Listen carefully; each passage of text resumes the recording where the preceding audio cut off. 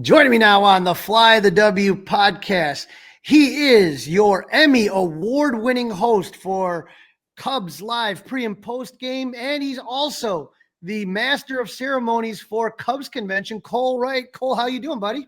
Crawley, I'm doing fantastic, man. Even better now I'm here on the show. How you feeling? Oh, we were talking a little bit earlier. It takes a little bit of time to, the older I get, this was my 23rd straight Cubs convention. It takes a couple more days for me to get the voice better, to get caught up on sleep. But I got to tell you, I think this was one for the books that you're just, people are going to remember this one long after it happened. Like when you start kind of thinking about the great Cub cons in history. Mm-hmm. Yeah, it was a lot of fun. I mean, just the fact that Sammy was back. I mean, 21 years, you've been to 23 straight. So you were there the last time he was around.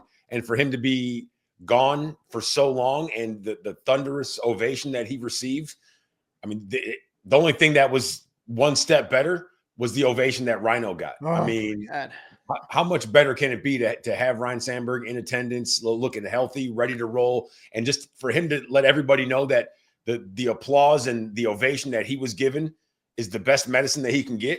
I mean, it doesn't get a whole bunch better than that. I mean, I love Ryne Sandberg. He's one of the best.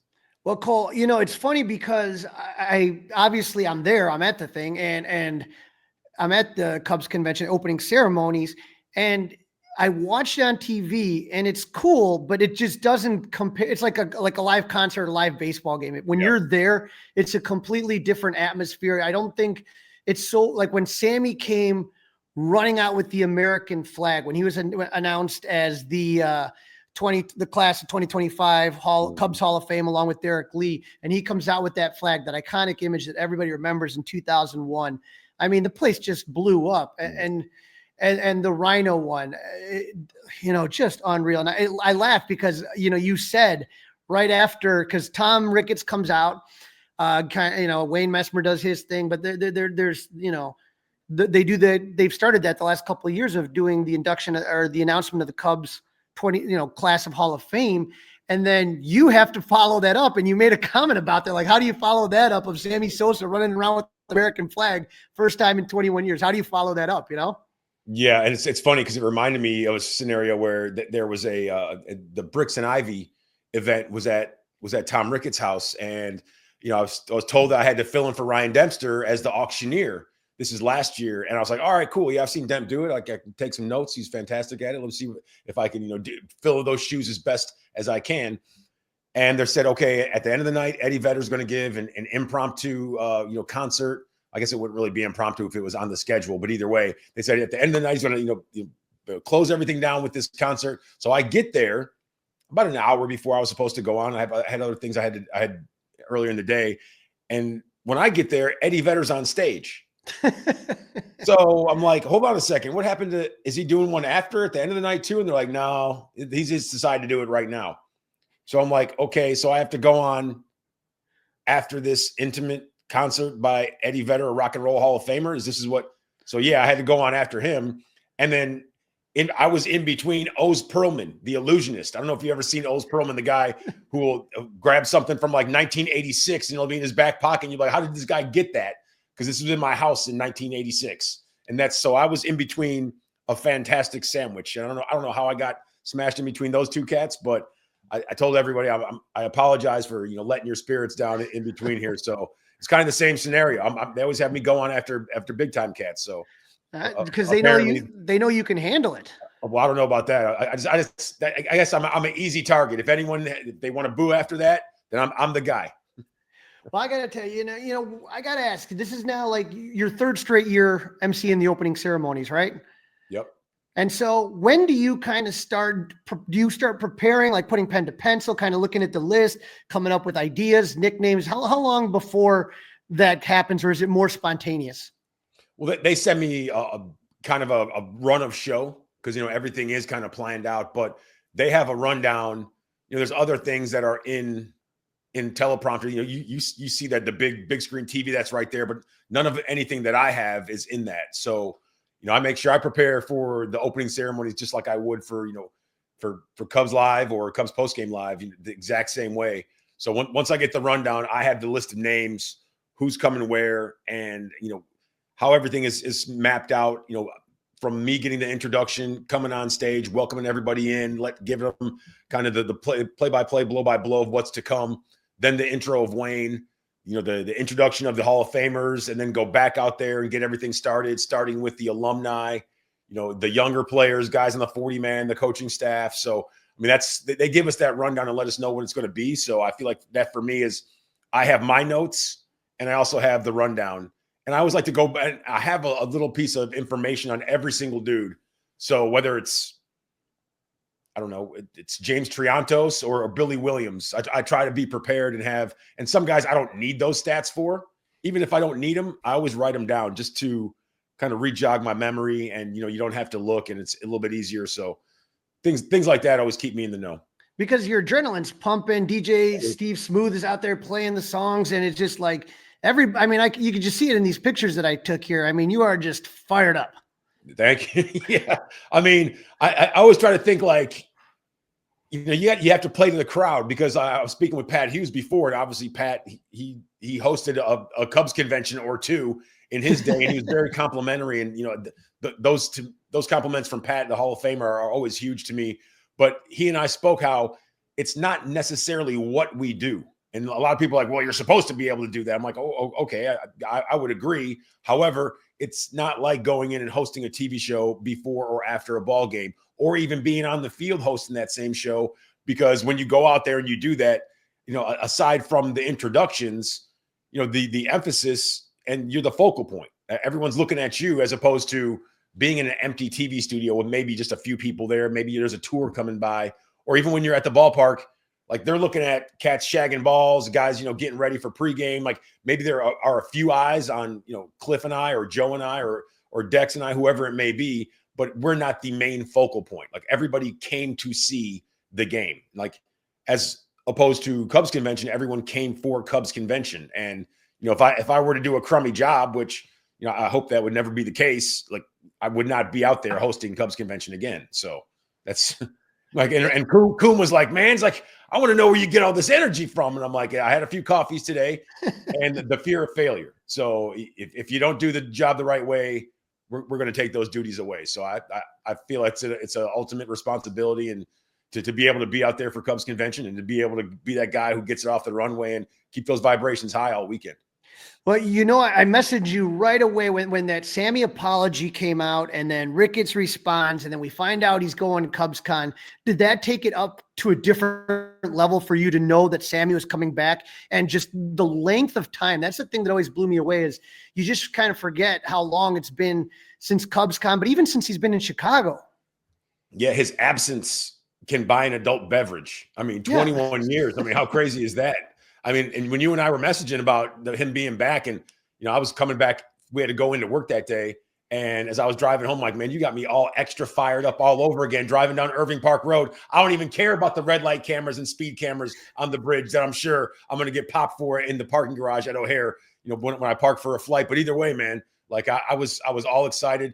And, the one thing that I really wish wouldn't have happened is during the intro, my voice cracked, and I knew my voice was going to crack. I knew there's going to be no way that I could hide that childlike excitement for Sammy Sosa being back. And I feel like that's the only time my voice cracked. And I feel like that might be the only time I remember my voice cracking on the air in 20 years. But I knew it was coming, and I tried to get through it. But I feel like it's just the excitement from within, and seeing Sammy. And when he ran out the first time, when Tom introed him, he came out of the, if you're looking at the stage, he came out of the right side from behind the curtain. I was standing behind the left side. So looking right at him when he ran out, I mean, absolute goosebumps. I mean, there'll always be the 15-year-old kid me that used to watch Sammy Sosa hit bombs and try to do that in batting practice and never be able to do that in games. So to see that cat there and be able to talk with him and be able to, to interview him and take a picture with my family with him afterwards, I mean, it's a pretty cool full circle moment. Yeah. And, it was like, it's funny because that you mentioned that, because, I know that we had Sammy over at Club 400 with Stu McVicker and those guys. And I got to work with him to sign auction items. And so my job was making sure right pens, he was signing the right places, the right inscriptions. And I've met a ton of players. I know you work with a ton of players, and it's just like, that was the first time a player's ever gotten me kind of like a little bit starstruck. that I was kind of like, oh my God. And then I saw Joe Johnson had Sammy for a signing over at during the convention. Same kind of thing. You could just see it in everybody because all of us are roughly around the same age. I probably got a few years on a couple of you guys, but it was just that moment that like, again, I think it was just because of the absence and not seeing him for so many years and out of sight, out of mind, that we were all just at a different level when Sammy came. And so that was fun. And then, like I said, usually for people that don't know, when you go to Cubs convention, usually it would be like, Fergie and then Billy would be the last guy usually. But obviously with Rhino's health situation, just to have him come out last and the ovation that he got, it was just nonstop. And you're trying to kind of keep going with the program. I mean, the crowd won't stop. And then the Rhino chants. And the way that he just kind of patted his heart and gave the thumbs up and everything. I mean, it was just so emotional. Absolutely. And just to be a fly on the wall of that and to be a small part of it. I mean, it's like, we've all grown up Cubs fans, man. And to be able to be there, from the statue unveiling to this, it's I sometimes feel like, how did I get so lucky to be able to do this? And, as I said, like the 13 and the 15-year-old version of me, never gets tired of this. As the 46-year-old version of me never gets tired of it either. Like, I talk to people and they're always like, even when I go into work on my days off when my daughter and wife are out of town, like people that I work with will be like, why are you here? You're off today. I'm like, because it's 87 degrees out and I've already got in everything I need to do for the day. What else would I be doing today except for watching the game on TV? But I might as well come to the ballpark because I get to go pretty much wherever I want to go at Wrigley Field. And I mean, that to me is nuts. I mean, we talked about, how my dad and I, we were able to go to the All-Star game in 90. We had to kind of sneak our way around after he greased the palm of a ticket taker. So, from someone who used to get into games like that and try to, when I was done with college, we used to wait around and see if anyone we knew that worked at Murphy's or Sports Corner had any extra tickets. So to be able to go to games like that in that capacity, that never gets old. So, I mean, it's surreal. And to be able to be around guys like Ryan Sandberg and Andre Dawson, like these are my heroes growing up. Like, these are the guys that my first number I could ever pick was number 8. And, whenever you switched around, like you would always say, okay, now I'm Ryan Sandberg at second, you're playing second base for the day. And you get to interact with these guys and just see how special it is to be a part of a Cubs convention and what those guys bring to the table. And Rhino has been to 34 of 38 Cubs conventions. So, yeah. I mean, how nuts is that? The only time that he wasn't there was when he was with the Phillies organization. So that just shows you the dedication and the love that goes both ways. It's a two-way street. Now, one of the cool things about Cubs convention and opening night that Marquee has brought to the table is the blue carpet event, and you guys kind of broadcasting and have a lot of players come up and talk to you. And it's fun because, like, you're sitting there and you have the TV, so you can kind of watch it when you're in there.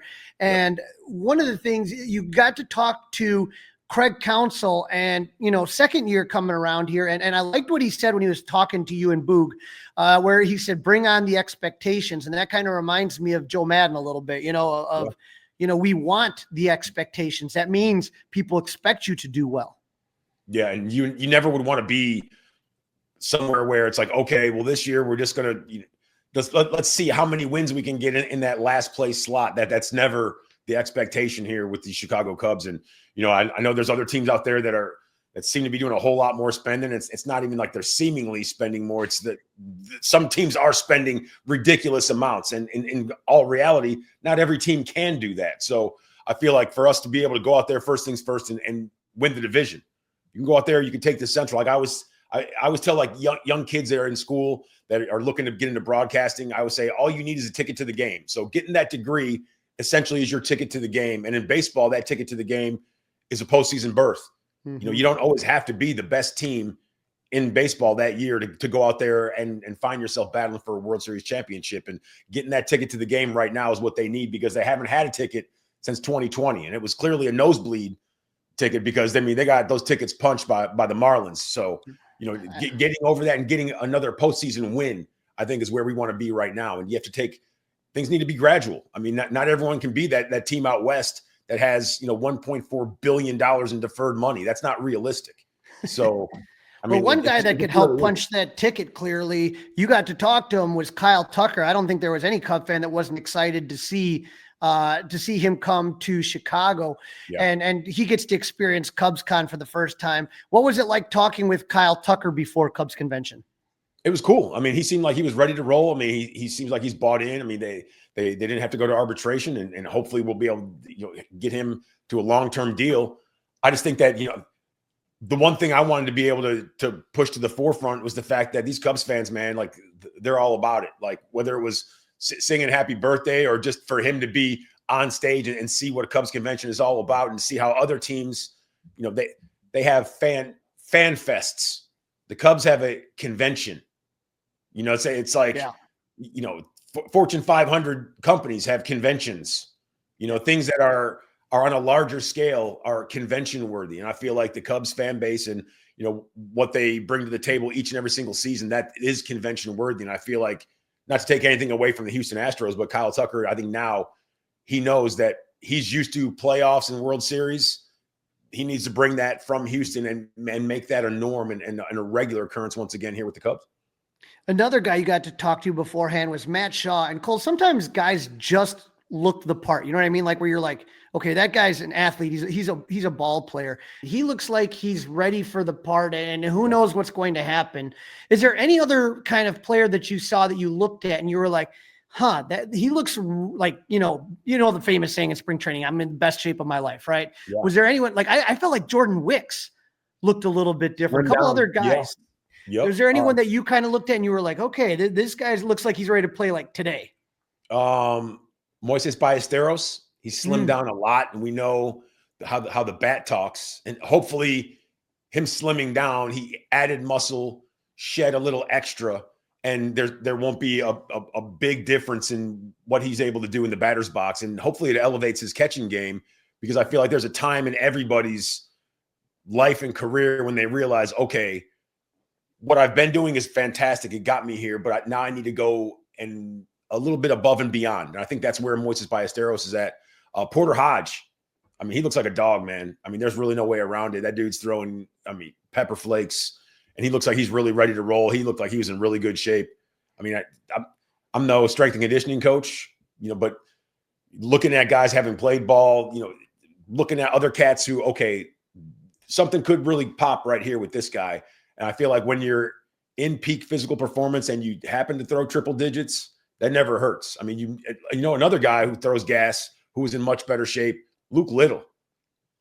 And yeah. I've been a Luke Little guy since day one when they drafted him originally, when they had him down at Driveline or wherever he was at throwing, 101 to 103. And everyone said, well, that's not a real 100, 105 or 104.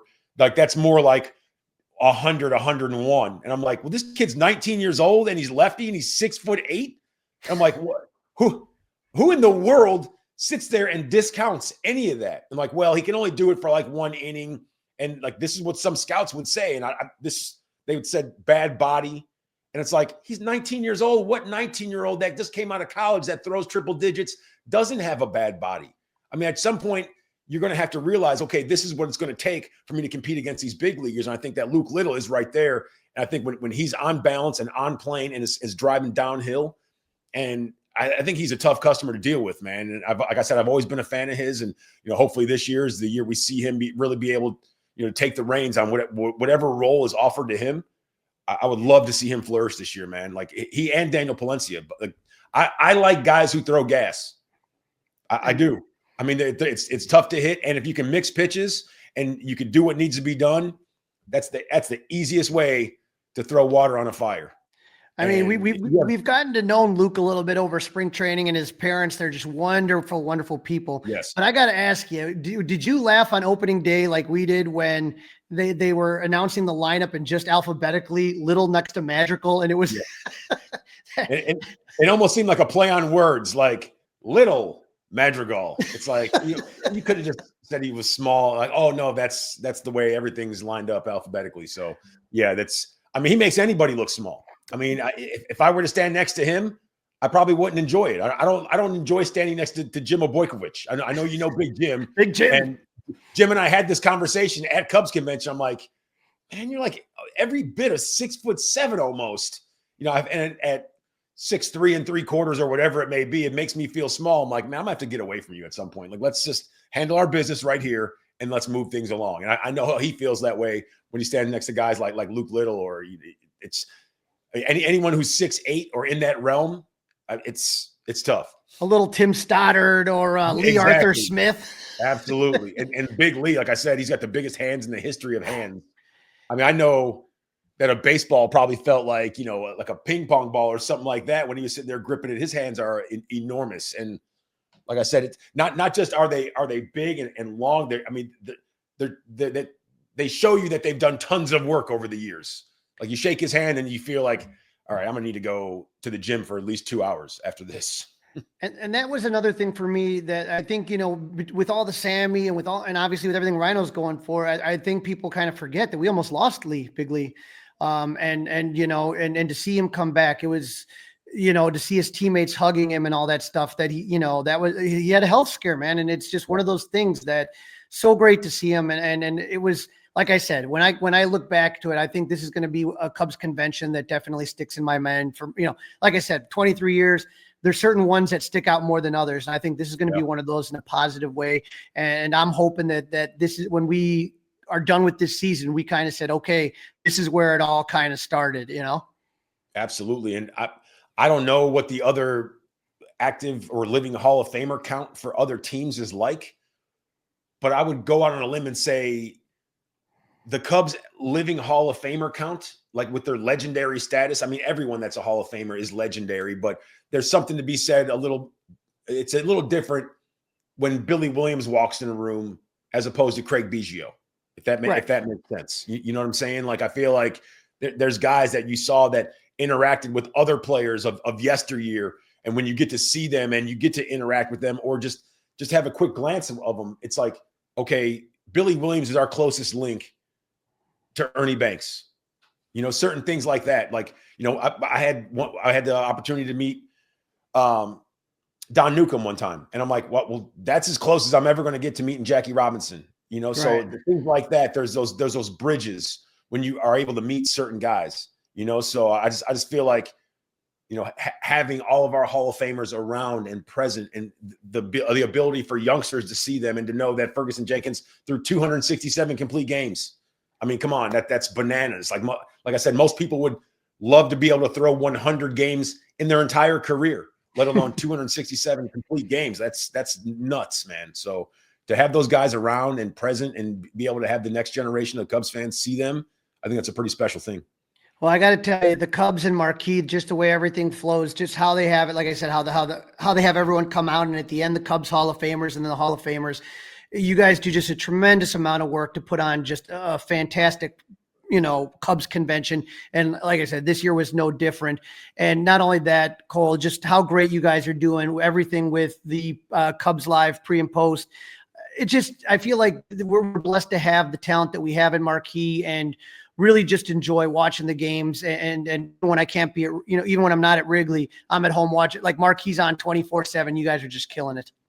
Thank you, brother. I appreciate that. And, I never take that responsibility lightly as a lifelong Cubs fan and someone who grew up, rooting and cheering for the Cubs, and, spending, every last bit of bread I had, was after college to try to go to games. And, it just seems like it's always a surreal experience. And I never take it for granted. And, I know that there's a whole generation now of Cubs fans. We're going into season 6. I mean, think about the kids who were 8 years old back then, and now they're 14. Like, they've grown up watching us get Cubs games off the runway. So, when they think Cubs baseball, they think, Marquee Sports Network, myself, all parties involved, whether it's, Elise, Taylor, Boog, JD, like that's what they know as Cubs baseball. So, I'd never underestimate the responsibility that is put forth for me. And I always go out there and try to knock it out to the best of my ability and make baseball, and specifically Cubs baseball, fun for everybody, man. Well, you're killing it. I appreciate you for jumping on Fly the W. Cole, thank you so much for jumping on. Thank you. Anytime. Pleasure's all mine. Thanks, Crowley.